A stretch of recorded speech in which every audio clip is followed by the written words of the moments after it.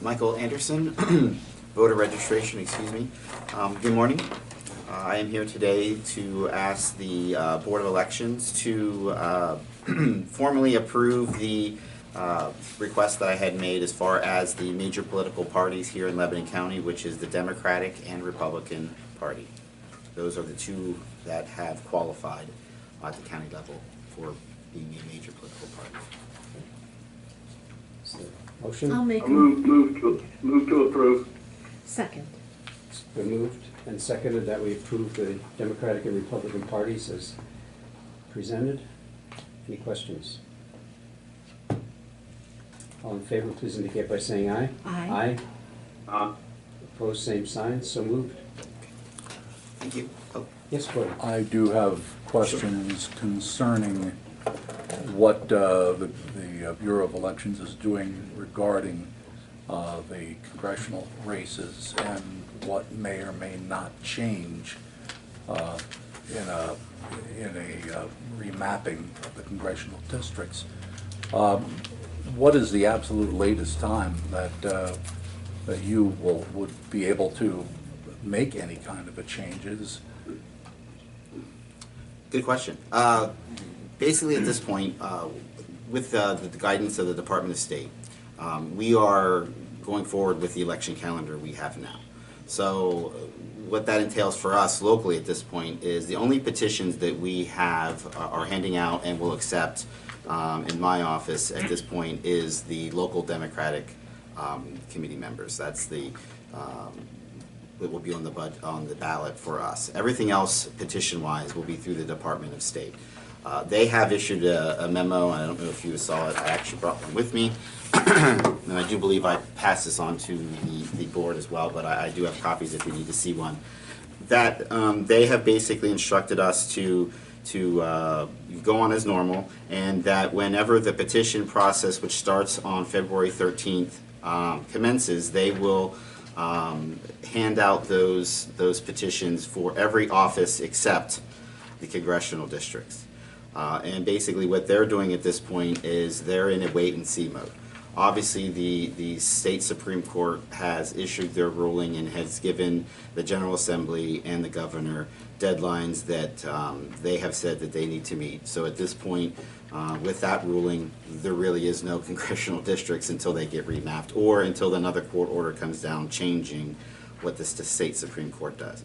So to answer your question, we're kind of waiting for guidance from them since everything goes through the Department of State for these candidates and these positions that would be on the ballot.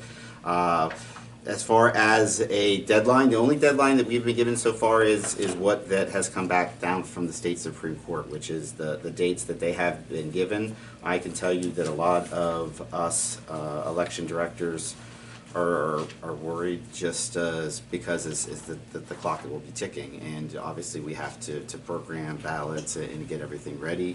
The longer it goes, you know, I don't know how that will play out.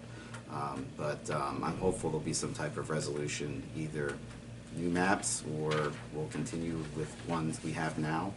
But we're kind of waiting for the Department of State with how we'll proceed going forward with that. Okay, thank you. They have the ability to change the election schedule, and at this point, they're telling us to continue with what it is right now. And what's at stake in Lebanon County is that the ballots for the 6th and the 15th 6th and 15th could change by precinct. Absolutely, it could change. You know, we could have more, we could have less, we could have the same.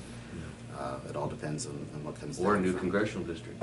Yeah. In Completely all new. Yeah, and that's one of the things you hear a lot about is it's a candidate that thought they're going to run, in the 15th may not be in the 15th anymore. No longer lives in the district. And yeah, so that's one of the items that that they're dealing with. I can tell you that we've had requests in my office for like walking lists and things like that for the districts as they were before. We'll honor those.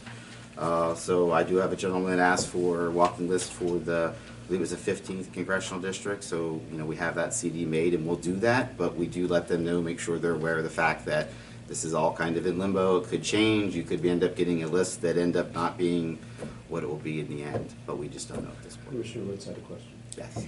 Yes. I'd just like to verbalize that there are a couple of options here. One is the court and/or the legislature meet the deadline and the election goes on as normal.